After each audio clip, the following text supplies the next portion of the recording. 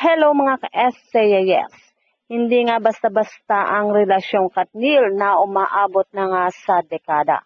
At sa dekadang yan, milyong fans na ang nabuo. Mga solid fan ni na Daniel at Catherine na tinawag na rin Katniels. Mga fans na nasa iba't ibang parte ng mundo. Hindi lang mga basta-basta fans ang Katniel dahil sila ay may mga proyekto din na nakakatulong sa mga tao at sa kalikasan. Kaya naman ang mga ito ay may boses talaga kina Catherine at Daniel. Kaya sa bawat dagok ng pagsubok sa relasyong Daniel at Catherine, ang mga fans talaga ang unang apektado. Subalit isang salita lang ni Daniel ay napapakalma sila. Sa kinakaharap na isyu ngayon na pinagpipiyasahan nga ng iba't ibang nagbabalita, kanya-kanyang kuro-kuro ang lumalabas. Wala pa namang napapatunayan. Lumaki ang isyu na hindi naman naipakita kung kanino nanggaling. Ang malinaw ngayon sa kampo ng Katniel ay ang salita ni Daniel Padilla.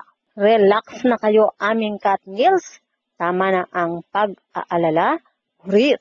Ako na ang bahala sa lahat. At sinundan pa nga yan ang sinabi ni Daniel na mahal namin kayo sagad. Ito nga ang sinabi ni Daniel Padilla at kanyang binitawang salita sa lahat ng kanilang mga fans na nag-aalala nga sa mga balitang negatibo na lumalabas. Ngayon, kalmado ang mga solid fans ni Daniel at Catherine. Hahayaan nilang maayos ang anumang issue sa pamamagitan ng pagtahimik. Ganyan ang mga solid fans ni Daniel at Catherine na habang walang ebidensya ay mananatiling kalmado. So mga ka-SCAS, yan nga po ang ating balitaan at kung inyong naibigan, put your comment down below. At syempre, huwag kakalimutang mag-like, share, and subscribe.